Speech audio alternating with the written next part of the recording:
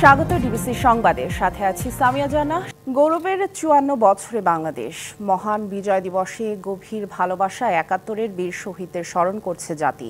সাভারের জাতীয় স্মৃতিসৌধে জাতির শ্রেষ্ঠ সন্তানদের শ্রদ্ধা জানিয়েছেন রাষ্ট্রপতি মোহাম্মদ শাহাবুদ্দিন ও প্রধান উপদেষ্টা ডক্টর মোহাম্মদ ইউনুস। সকাল ৬টা ৩৪ স্মৃতিসৌধের বেদিতে পুষ্পস্তবক অর্পণ করেন রাষ্ট্রপতি। কিছুক্ষণ পর বীর শহীদদের প্রতি শ্রদ্ধা জানান প্রধান উপদেষ্টা।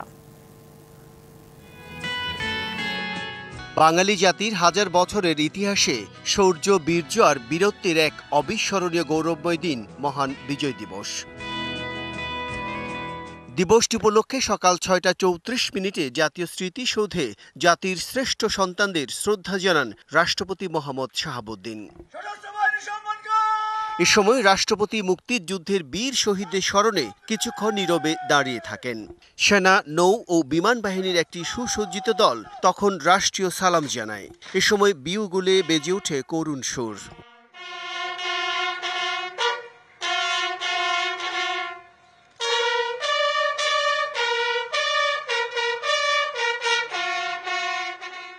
পরে জাতীয় স্মৃতিসৌধে শ্রদ্ধা নিবেদনের পর উপস্থিত যুদ্ধাহত মুক্তিযোদ্ধা ও শহীদ পরিবারের সদস্যদের সঙ্গে কুশল বিনিময় করেন রাষ্ট্রপতি।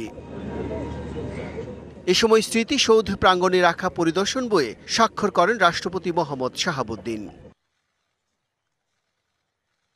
রাষ্ট্রপতির পর সকাল ৭টার কিছুক্ষণ পর বাংলাদেশ সফরে থাকা পূর্ব তিমুরের প্রেসিডেন্ট হোসে রামোস হোর্তাকে নিয়ে জাতীয় স্মৃতিসৌধের বেদিতে পুষ্পস্তবক অর্পণ করেন প্রধান উপদেষ্টা ডক্টর মোহাম্মদ ইউনুস। পরে প্রধান উপদেষ্টা পরিদর্শন বইয়ে সই করেন। রাষ্ট্রপতি ও প্রধান উপদেষ্টার পর অন্যান্য উপদেষ্টারা বীর শহীদের স্মৃতির প্রতি গভীর শ্রদ্ধা জানান। এরপর শহীদদের প্রতি শ্রদ্ধা জানান ৩ বাহিনীর প্রধান, বিভিন্ন দেশের রাষ্ট্রদূত ও কূটনৈতিক ও বিশিষ্ট নাগরিকেরা। পরে সাধারণ মানুষের শ্রদ্ধা নিবেদনের জন্য উন্মুক্ত করে দেওয়া হয় সাভার জাতীয় স্মৃতিসৌধ। Bijan Kumar Das, DBC news, Dhaka. দিবসে সাভার জাতীয় স্মৃতিসৌধে সর্বস্তরের মানুষের শ্রদ্ধা নিবেদনের খবর জানাতে সেখান থেকে আমাদের সাথে যুক্ত হচ্ছেন সহকর্মী সুলতানা স্বর্ণা। স্বর্ণা, বীর শহীদদের শ্রদ্ধা জানাতে আসা নতুন প্রজন্মের ভাবনা জানাবেন, কেমন বাংলাদেশ দেখতে চান তারা জানাবেন।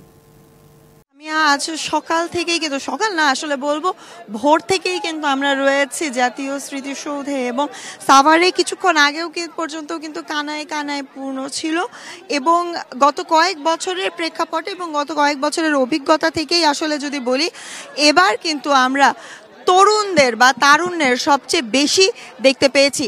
শিক্ষার্থীদের যেমন আমরা প্রচুর দেখতে পেয়েছি বিভিন্ন স্কুল, কলেজ, বিশ্ববিদ্যালয়ের, তার পাশাপাশি কিন্তু তাদের কণ্ঠে আমরা বারংবারই গণ অভ্যুত্থানের কথাও শুনতে পেয়েছি। এখানে কিছু শিক্ষার্থী আছে, তাদের সাথে আসলে আমরা একটু কথা বলতে চাই। আগামী বছর কিভাবে বিজয় দিবস উদযাপন করতে চাই? বাংলাদেশ নতুনভাবে স্বাধীন হওয়ার পর এই প্রথম আমরা স্মৃতিসৌধে আসলাম। আমরা চাই এভাবে ঐক্যবদ্ধ হয়ে গণতান্ত্রিক কোনো বৈষম্য না নিয়ে আমরা সামনে এগিয়ে যেতে চাই এবং বাংলাদেশকে একটি উন্নত বিশ্বের কাছে প্রতিষ্ঠিত করতে চাই, একটি উন্নত শিক্ষা ব্যবস্থা, একটি স্বাধীন দেশ হিসাবে, একটি প্রতিষ্ঠিত দেশ হিসাবে, যাতে এরকম আর কোনো রকম সংগ্রাম না হয়। আমরা এভাবে বাংলাদেশকে একটি স্বাধীনতম রাষ্ট্র হিসাবে সবার সামনে উপস্থাপন করতে চাই। প্রশ্ন থাকছে তোমার কাছে, আগামী বিজয় দিবসের আগে বাংলাদেশে কি কি পরিবর্তন দেখতে চাও? এখন যেভাবে আমাদের বৈষম্য বিরোধী ছাত্ররা যেভাবে আমাদের দেশকে উন্নত করছে, আর আমরা বিজয় হওয়ার পর আমরা এই প্রথম হলে বিজয় দিবস উদযাপন করছি, আমরা এতে অনেক খুশি হয়েছি। আমরা চাই আমরা পরের বছর যাতে এইভাবে এসে এইভাবে আমরা উদযাপন করতে পারি সবার সাথে, এতে আমরা অনেক খুশি হচ্ছে। আমাদের অবশ্যই সামিয়া শুনতে পাচ্ছিলেন কিন্তু শিক্ষার্থীদের স্বতঃস্ফূর্ততা এবং বিভিন্ন সময় আমরা অন্যান্য প্রতিষ্ঠানের শিক্ষার্থীদের সাথেও যখন কথা বলেছি, বিভিন্ন বিশ্ববিদ্যালয়ের শিক্ষার্থীদের সাথে যখন কথা বলেছি, তারা কিন্তু আমাদের জানিয়েছেন যে তারা কিন্তু সংস্কার চান। গণ অভ্যুত্থান পরবর্তী সময়ে যে সংস্কারের কথা বারংবার অন্তর্বর্তীকালীন সরকার বলছে, যে অভ্যুত্থানে যে সংস্কারের কথা জনগণ বলছে, গত 53 বছরের সকল অপ্রাপ্তিকে ভুলে যেয়ে সুন্দর, সার্বভৌম এবং স্বাধীন একটি রাষ্ট্র কিন্তু তারা চান। এবং আমরা যখনই তারুণ্যের সাথে যখনই তরুণদের কথা আপনি বলছেন, তখনই কিন্তু আমাদেরকে তারা বারংবার বলছেন যে তারা নিজ হাতে রাষ্ট্রকে গড়তে চান, নিজেদের মতন করে রাষ্ট্রকে গড়তে চান। এবং সেই প্রত্যয় কিন্তু আমরা দেখেছি তাদের মধ্যে, সেই ব্যক্তি কিন্তু আমরা দেখেছি তাদের মধ্যে, এবং সেই উচ্চাকাঙ্ক্ষাও কিন্তু ছিল তাদের মধ্যে। সামিয়া, আসলে এই ছিল আমার কাছে স্মৃতিসৌধ প্রাঙ্গণ থেকে সবশেষ। পরবর্তীতে আবারও যুক্ত হলে আবারও জানাতে পারবো বিস্তারিত। নিশ্চয়ই স্বর্ণা, আগামীর বাংলাদেশ নিয়ে শিক্ষার্থীদের যে প্রত্যাশা তাই শুনলাম তাদের কণ্ঠে আপনার মাধ্যমে। ধন্যবাদ আমাদের সাথে যুক্ত হওয়ার জন্য। সংস্কার ও নির্ভুল ভোটার তালিকা প্রণয়ন সাপেক্ষে 2025 সালের শেষ দিকে বা 2026 সালের প্রথমার্ধে নির্বাচন হতে পারে। মহান বিজয় দিবস উপলক্ষে জাতির উদ্দেশ্যে দেয়া ভাষণে জানালেন অন্তর্বর্তী সরকারের প্রধান উপদেষ্টা ডক্টর মোহাম্মদ ইউনূস। তিনি বলেন, নির্বাচনের বিষয়ে সমস্ত সিদ্ধান্ত নিতে 6টি সংস্কার কমিশনের চেয়ারম্যানদের নিয়ে গঠন করা হবে জাতীয় ঐকমত্য গঠন কমিশন, যার নেতৃত্বে থাকবেন প্রধান উপদেষ্টা নিজেই। এদেশের মঙ্গল হতে পারে। ছাত্র জনতার অভ্যুত্থান পরবর্তী প্রথম মহান বিজয় দিবসে জাতির উদ্দেশ্যে অন্তর্বর্তী সরকারের প্রধান উপদেষ্টার ভাষণ। বললেন, এ বছরের বিজয় দিবস বিশেষ কারণে মহা আনন্দের। এবছরের বিজয় দিবস বিশেষ কারণে মহা আনন্দের দিন। ভাষণে অন্তর্বর্তী সরকারের কার্যক্রম তুলে ধরেন ডক্টর মোহাম্মদ ইউনূস। কথা বলেন আগামী জাতীয় নির্বাচন নিয়ে। সংস্কার শেষে 2025 সালের শেষ দিক থেকে 2026 সালের প্রথমার্ধের মধ্যে নির্বাচনের সময় নির্ধারণ করা যায়। জোর দেন নির্ভুল ভোটার তালিকার ওপর। যদি অল্প কিছু সংস্কার করে ভোটার তালিকা নির্ভুলভাবে তৈরি করার ভিত্তিতে নির্বাচন সম্পন্ন করতে হয়, আর যদি এর সঙ্গে নির্বাচন প্রক্রিয়া এবং নির্বাচন সংস্কার কমিশনের সুপারিশের পরিপ্রেক্ষিতে এবং জাতীয় ঐকমত্যের ভিত্তিতে প্রত্যাশিত মাত্রার সংস্কার যোগ করে, মোটা দাগে বলা যায় 2025 সালের শেষ দিক থেকে 2026 সালের প্রথমার্ধের মধ্যে নির্বাচনের সময় নির্ধারণ করা যায়। তিনি বলেন, নির্বাচনের জন্য সংস্কার কাজে হাত দিতে গেলে যে রাজনৈতিক ঐকমত্যের প্রয়োজন তার জন্য গঠন করা হবে একটি নতুন কমিশন। এই কমিশন রাজনৈতিক দলগুলোর সাথে কথা বলবে এবং নির্বাচনের সমস্ত সিদ্ধান্ত নেবে। আমরা এই 6 কমিশনের চেয়ারম্যানদের নিয়ে একটি জাতীয় ঐকমত্য গঠন কমিশন প্রতিষ্ঠা করার দিকে অগ্রসর হচ্ছি।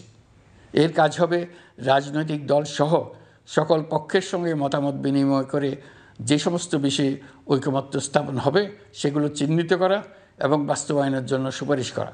শ্বেতপত্র প্রণয়ন কমিটির প্রতিবেদনের চিত্র তুলে ধরে প্রধান উপদেষ্টা বলেন, বিগত স্বৈরাচার সরকারের আমলে বার্ষিক উন্নয়ন ব্যয়ের প্রায় অর্ধেক টাকাই লুটপাট করে পাচার করা হয়েছে। অন্তর্বর্তী সরকার ফিরিয়ে আনার চেষ্টা করছে। শ্বেতপত্র প্রণয়ন কমিটি তাদের প্রতিবেদনে তুলে ধরেছে যে বার্ষিক উন্নয়ন ব্যয়ের প্রায় অর্ধেক টাকাই লুটপাট হয়েছে। বাংলাদেশ ব্যাংকের বড় কাজ হলো পাচার করা টাকা দেশে ফিরিয়ে আনা। আওয়ামী লীগ আমলে গুমের শিকার বহু পরিবারের নিরাপত্তার স্বার্থে গুম কমিশনের পুরো প্রতিবেদন প্রকাশ করা যাচ্ছে না বলে জানান প্রধান উপদেষ্টা। বলেন, জুলাই আগস্ট গণহত্যায় জড়িতদের বিচারে আন্তর্জাতিক অপরাধ আদালতে মানবতা বিরোধী অপরাধের মামলা দায়ের করবে অন্তর্বর্তী সরকার। গুমের শিকার বহু পরিবারের নিরাপত্তার স্বার্থে এটা এখন প্রকাশ করা যাচ্ছে না। আলাদাভাবে আমরা গণহত্যাকারীদের বিরুদ্ধে আন্তর্জাতিক অপরাধ আদালতে মানবতা বিরোধী অপরাধের মামলা করব বলে তাকে জানিয়েছি। মেহের মনি, ডিবিসি নিউজ, ঢাকা। 24শে বিজয় মানুষের স্বাধীনতার পূর্ণতা এনে দিয়েছে, এমন মন্তব্য করে তথ্য উপদেষ্টা নাহিদ ইসলাম বলেন, এখন আওয়ামী ফ্যাসিবাদ মুক্ত বিজয়ের স্বাদ উপভোগ করছে জনগণ।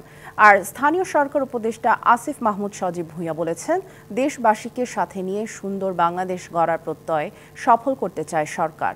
উপদেষ্টা মাহফুজ আলম বলেছেন, রাষ্ট্রকে পুনর্গঠনের সুযোগ তৈরিতে যাতে কোনো অবহেলা করা না হয়। সাভার জাতীয় স্মৃতিসৌধে বীর শহীদদের শ্রদ্ধা জানাতে এসে একথা জানান তারা।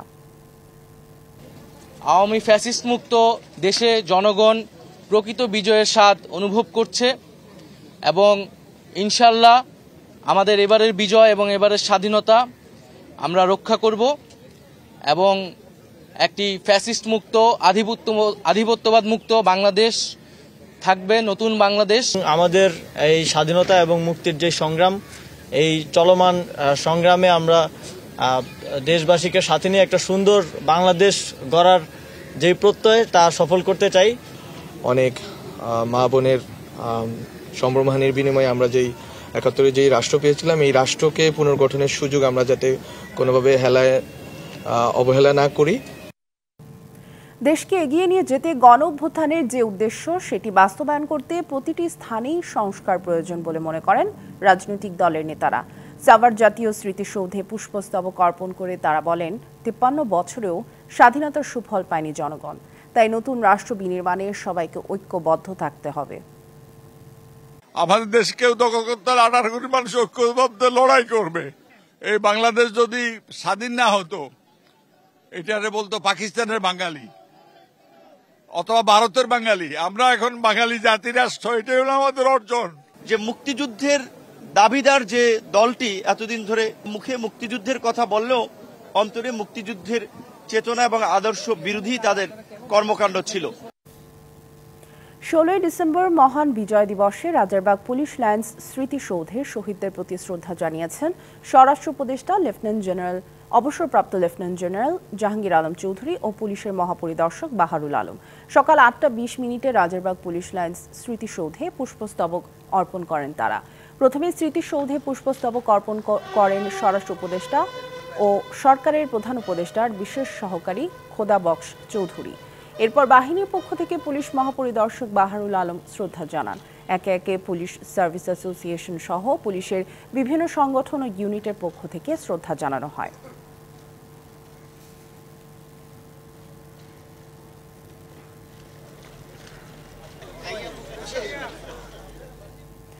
মহান বিজয় দিবস উপলক্ষে চট্টগ্রামে নগর বিএনপি ও এর অঙ্গ সহযোগী সংগঠনের সমাবেশ চলছে। নগরীর বিপ্লব উদ্যান থেকে সরাসরি যুক্ত হচ্ছেন সহকর্মী মুজিবুল হক। মুজিব, কেমন দেখছেন সমাবেশ, জানাবেন। মহান বিজয় দিবস উপলক্ষে চট্টগ্রাম যে নগর বিএনপি রয়েছে, নগর বিএনপি এবং এর অঙ্গ সহযোগী সংগঠনের পক্ষ থেকে মূলত এই সমাবেশটি হচ্ছে, যেখানে প্রধান অতিথি হিসেবে উপস্থিত থাকার কথা রয়েছে বিএনপি স্থায়ী কমিটির সদস্য আমির খসরু মাহমুদ চৌধুরী। তিনি ইতিমধ্যে হয়তো এসেছেন। এখান থেকে খানিকটা দূরে যে মুক্তিযুদ্ধের স্মৃতি বিজড়িত বিপ্লব উদ্যান, সেই বিপ্লব উদ্যানে তিনি পুষ্পস্তবক অর্পণ করবেন। এরপরেই তিনি এই সমাবেশে যোগ দেবেন এবং এখানে নেতাকর্মীদের উদ্দেশ্যে বক্তব্য দেবেন। এর আগে এখানে বিএনপির স্থানীয় পর্যায়ে যারা নেতাকর্মীরা আছেন, বিশেষ করে চট্টগ্রামের 41টি ওয়ার্ড থেকে বিএনপি, যুবদল, ছাত্রদল, স্বেচ্ছাসেবক দল, কৃষক দল সহ যে সমস্ত অঙ্গ সহযোগী সংগঠনগুলো রয়েছে তার নেতাকর্মীরা আমরা দেখছি খণ্ড খণ্ড মিছিল নিয়ে তারা সমাবেশে আসছেন এবং নেতাকর্মীরা এখান থেকে সকাল থেকেই বক্তব্য দিচ্ছেন। তারা মূলত যেটি বলবার চেষ্টা করছেন যে গত 15-16 বছরে যেভাবে নির্বাচনের নামে, গণতন্ত্রের নামে যেভাবে নির্বাচন ব্যবস্থাকে ধ্বংস করা হয়েছে এবং মানুষের যে ভোটাধিকার হরণ করা হয়েছে, অর্থাৎ এক ধরনের একন্যায়তন্ত্র জারি করা হয়েছিল, ফলে মানুষ যে বিজয়ের স্বাদ সেটি আসলে পুরোপুরি পায়নি। এর পরবর্তীতে যে 24-এর যে গণ অভ্যুত্থান, সে অভ্যুত্থানের মধ্য দিয়ে মূলত বিজয়ের যে প্রধান স্বাদ তারা এখন পাচ্ছেন। অর্থাৎ মূলত বলা চলে যে বিএনপির নেতাকর্মীরা এক ধরনের মুক্ত বাতাসে তারা যে বিজয় দিবস সহ তাদের যে সাংগঠনিক কার্যক্রমগুলো তারা সেটি করতে পারছেন, সে ধরনের বক্তব্য তারা এখান থেকে দিচ্ছেন। তো আমির খসরু মাহমুদ চৌধুরী আসার কথা রয়েছে, তিনি নিশ্চয়ই নেতাকর্মীদের উদ্দেশ্যে দিক নির্দেশনামূলক বক্তব্য দিবেন। পাশাপাশি এদেশের স্বাধীনতা, সার্বভৌমত্ব সহ যেহেতু মুক্তিযুদ্ধের যে সমস্ত মহান শহীদরা রয়েছেন তাদেরকে স্মরণ করেও নিশ্চয়ই তিনি বক্তব্য রাখবেন। অর্থাৎ আমরা এর আগেও দেখেছি স্মৃতিসৌধেও বিএনপির বিভিন্ন স্তরের নেতাকর্মীরা বক্তব্য রেখেছেন, ফুল দিয়ে শ্রদ্ধা জানিয়েছেন। তো এখানেও তিনি আসার কথা রয়েছে, বিএনপির স্থায়ী কমিটির সদস্য আমির খসরু মাহমুদ চৌধুরী। এর পাশাপাশি স্থানীয় পর্যায়ে নেতারাও কিন্তু উপস্থিত রয়েছে। তো পরবর্তীতে তিনি আসলে কি বলেন সেটিও আপনার মাধ্যমে নিশ্চয়ই আর দর্শকদের জন্য জানাতে পারবো। আপাতত এইটুকুনি ছিল আমার কাছে চট্টগ্রামে বিএনপি সমাবেশ থেকে খবরাখবর। মুজিব, ধন্যবাদ আমাদের সাথে যুক্ত হবার জন্য। সারা দেশে যথাযোগ্য মর্যাদায় বিজয়ের 54 বছর উদযাপিত হচ্ছে। শ্রদ্ধা ভরে বীর শহীদদের স্মরণ করছে জাতি। পরিবর্তিত সময়ে বিজয়ের উল্লাসে মাতোয়ারা সবাই। শ্রদ্ধা জানাতে আসা মানুষের কণ্ঠে ছিল মুক্তিযুদ্ধের চেতনায় বৈষম্যহীন বাংলাদেশ করার প্রত্যয়।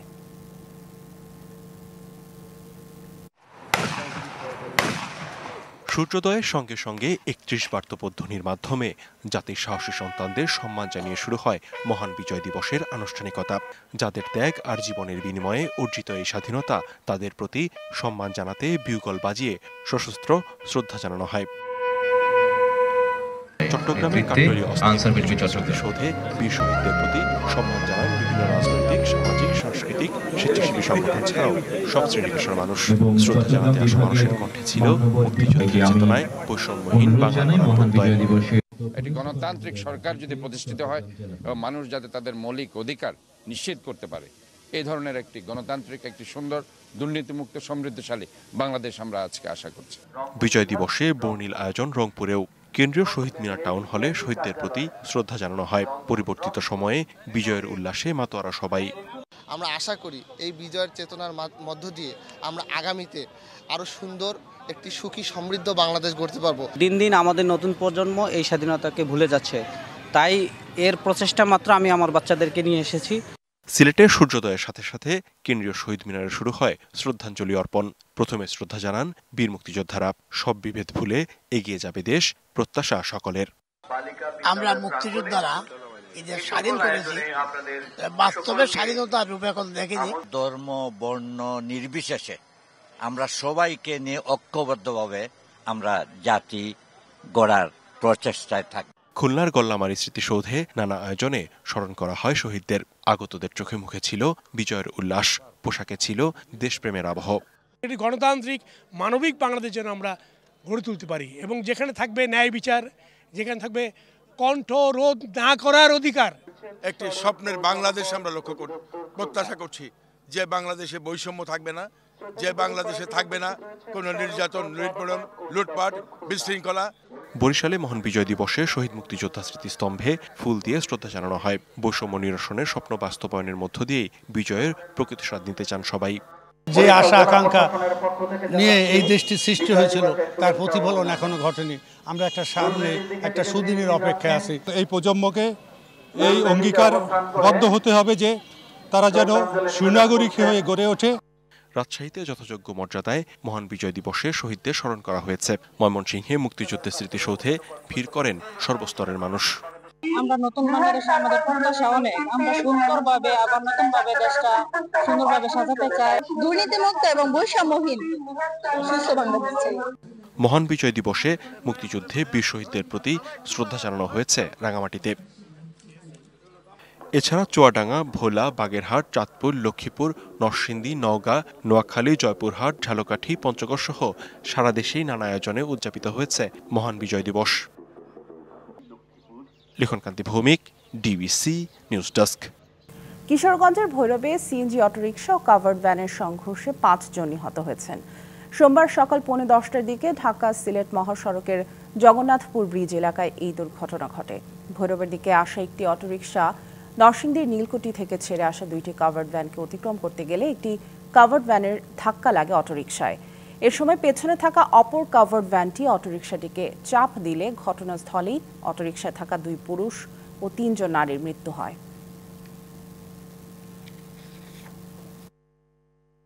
বাতাসে কমে গেছে আর্দ্রতা, প্রকৃতিতে বেড়েছে শীতের তীব্রতা। হেমন্তের পর প্রকৃতিতে কনকনে শীত নিয়ে এলো পৌষ।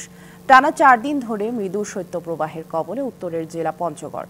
কুয়াশা আর হিমেল বাতাসে কাহিল মানুষজন। উত্তরের এই জেলাতে কুয়াশায় ঢাকা পড়ছে পথঘাট। আজ রেকর্ড করা হয়েছে সর্বনিম্ন তাপমাত্রা 9.4 ডিগ্রি সেলসিয়াস। এই শীতে ডায়রিয়া, শ্বাসকষ্ট সহ শীতজনিত নানা রোগে আক্রান্ত হচ্ছে বয়স্ক ও শিশুরা। চুয়াডাঙ্গায় তাপমাত্রা কিছুটা বাড়লেও শীতের দাপট অব্যাহত রয়েছে। রেকর্ড করা হয়েছে 11.3 ডিগ্রি সেলসিয়াস। শীত উপেক্ষা করেই কাজের সন্ধানে বেরিয়েছেন শ্রমজীবী ও দিনমজুররা। কাজের জন্য দীর্ঘ সময় অপেক্ষা করেও অনেকে কাজ না পেয়ে ফিরে গেছেন।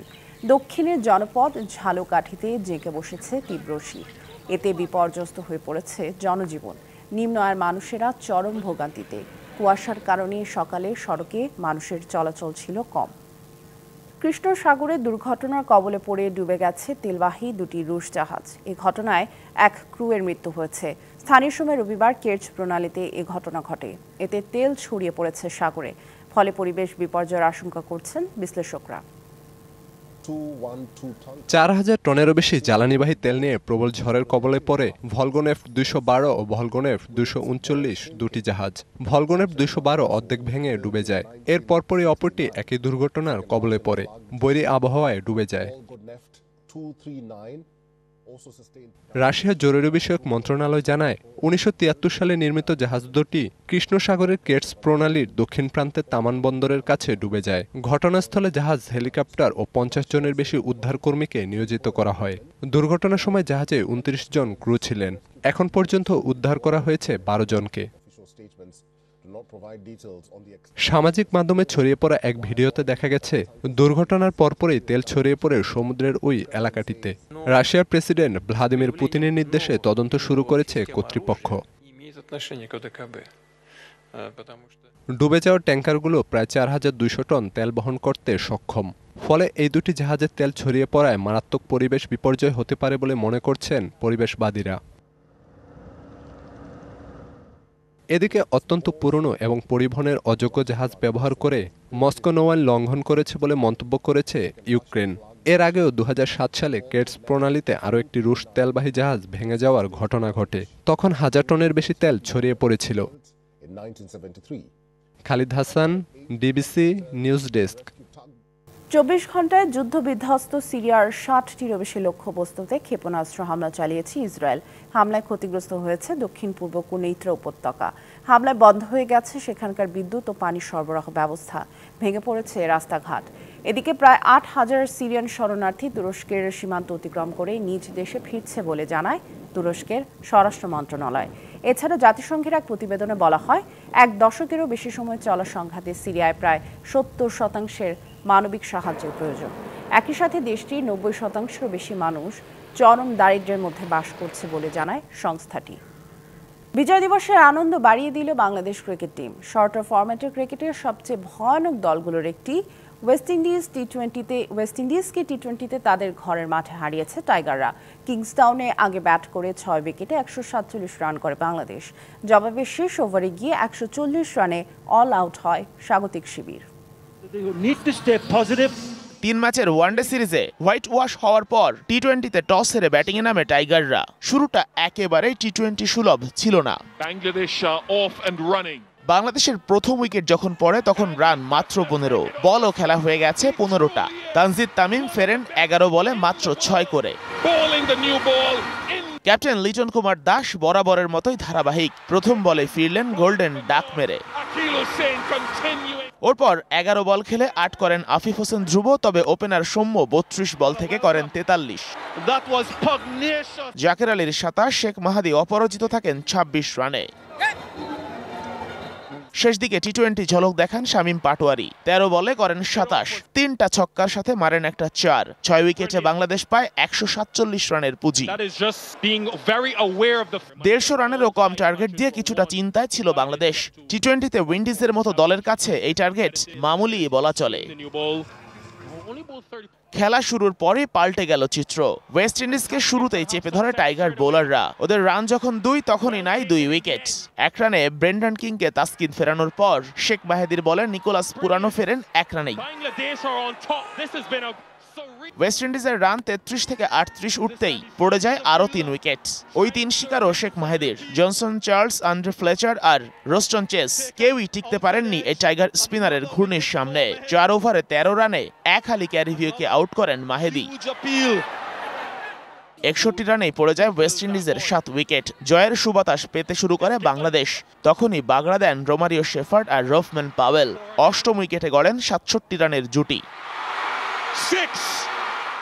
এরপর তাসকিন আর রিশাদ দুজনকে ফেরালেও জয়ের একেবারে কাছাকাছি পৌঁছে যায় ওয়েস্ট ইন্ডিজ।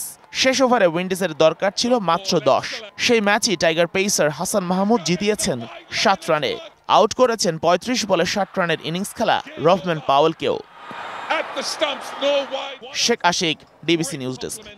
লা লিগায় উঠতে থাকা বার্সেলোনা হঠাৎই যেন খেয়ে হারিয়েছে। এবার রেলিগেশন জোনের কাছাকাছি দল লেগানেসের কাছে হেরেছে ঘরের মাঠে। হ্যান্সি ফ্লিকের বার্সার হঠাৎই যেন কি হয়েছে। লিগে সাম্প্রতিক বেশ খারাপ সময় যাচ্ছে বার্সার। লেগানেসের বিপক্ষে নেমে ম্যাচের শুরুতে এবার হজম করল গোল। অস্কার রড্রিগেজের কর্নার থেকে হেডে গোল করেন সেন্টার ব্যাক সার্জিও গঞ্জালেস। এরপর বার্সা বহু চেষ্টা করেও আর গোল শোধ দিতে পারেনি। পুরো ম্যাচে 80% সময়ে বলের দখল রেখে টোটাল 20টা শট নিয়েও গোল করতে ব্যর্থ বার্সা। ম্যাচ হারল 1-0 গোলেই। সব মিলে টেবিল টপার এফসি বার্সেলোনা লিগের শেষ 7 ম্যাচের মধ্যে জিতেছে মাত্র 2 ম্যাচে। হার 3টাতে, আর বাকি 2 ম্যাচ থেকেও হারিয়েছে পয়েন্ট।